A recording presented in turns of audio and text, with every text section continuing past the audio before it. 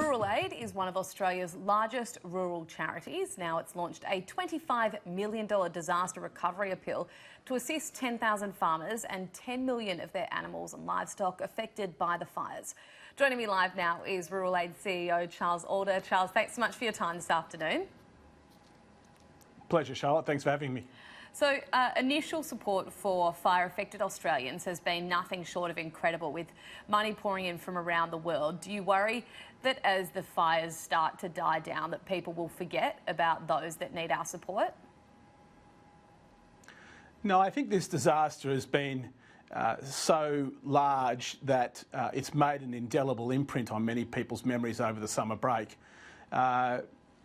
As you're aware, Rural Aid has been dealing with the drought for the last 7 years, and that's been on and off people's consciousness. But I think this fire has been of such magnitude that while the funding has been great initially, there is a long tail before we get to rebuild all these communities and get all these farmers and all these businesses back up and running. But I think Australians will continue to remember them. So talk us through the $25 million appeal. What's the idea behind it and where will that money go? What are you hoping it will achieve? Sure. So Rural Aid is an organisation that primarily supports primary producers and rural communities and livestock. This campaign is focused totally on that, and we'll be using the proceeds of this campaign to again buy more hay, like we have done for the drought communities across New South Wales, Queensland and other states, but also continue to provide financial assistance to families, provide more access to counselling, and be able to effectively put money into the hands of farming families so they can get through these next 6 to 12 months. And obviously the rain forecast for this weekend will be a great blessing for many of them. But in the last 18 months, we've delivered $45 million worth of assistance, which has all come from families and companies across Australia who've been so generous. It's just a very big job. It's a very big country. And as I said, we're talking about 10,000, a minimum of 10,000 primary producer families, so mums and dads and kids, and up to 10 million in livestock. And that doesn't include the other forms of agriculture and aquaculture that are also being affected by this. So the $25 million, is that your target that you're hoping to raise for bushfire-affected communities and residents? Yeah, that's what we think we can raise over the next 2 to 3 months.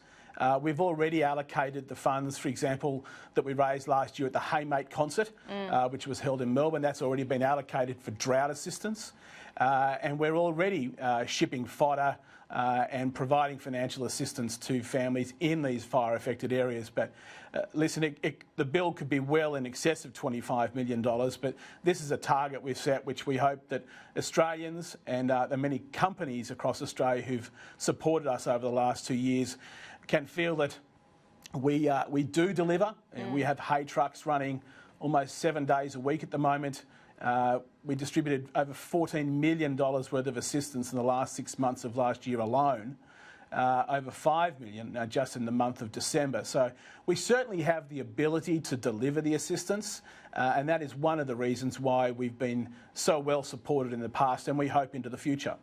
Charles, the government just announced, the federal government just announced today that $50 million would go towards charities. Do you know if you're getting any of that, and do you think that it's a good idea? No, Rural Aid won't be receiving any of that money. I believe it's primarily going to the Vinnies and Salvos to immediately be distributed into the hands of families so that they can buy their groceries, buy their fuel. We've got back to school coming in the next few weeks towards the end of the month. So many of these families that have been affected and communities have got kids going back to school. So my understanding is the federal government's given that money to those charities. There has been tens of millions of dollars over and above the Celeste Barber campaign, for example, that has already been donated. So we're hoping that the government's money and the money that's already coming into many organisations is funnelled as quickly as possible. That was certainly a very successful part of the floods in northwest Queensland last year, when the Prime Minister very quickly distributed funds into those areas, and that really helped the producers get over the initial hump faster and get themselves back into a mind set of actually getting back into business. So we think it's very important, and we think it's a great contribution from the government. Yeah. To get you on a slightly more controversial note, Charles, the conversation has started to shift around the donations that people have been making to the bushfire crisis that have been pouring in across the world. Now, a lot of people have started to say that we shouldn't have to donate to charities, as the government should be supporting those affected. What are your thoughts on this? Do you think it becomes a team effort, or do you think that, are you picking up the slack where the government's lacking? Well, Charlotte, the scale of the issue is so enormous. We've seen pockets of fires in this breakout of fire, but when it comes to drought, Rural Aid and one or two other organisations have been providing drought assistance across Queensland, New South Wales, parts of Victoria, South Australia, and into parts of WA. So we as an organisation are very aware of the size of the issue. I think it's actually really an opportunity for the country to come together, and I'm sure the government are contributing billions of dollars they've allocated to this. I think it's also important that every one of us play our part.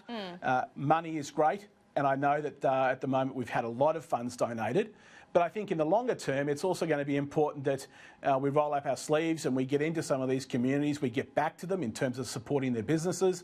But, maybe we can get into some of these country towns and rebuild some fences, rebuild some businesses, some shops. Australia has got an amazing array of resources, skills, and everybody wants to do their bit. I just think it's how we manage that bit that everybody's doing. All right, well, thanks very much for your time this afternoon, and good luck with the $25 million appeal. You've already done so much great work across the country, and I hope that we continue to see that in the next few months.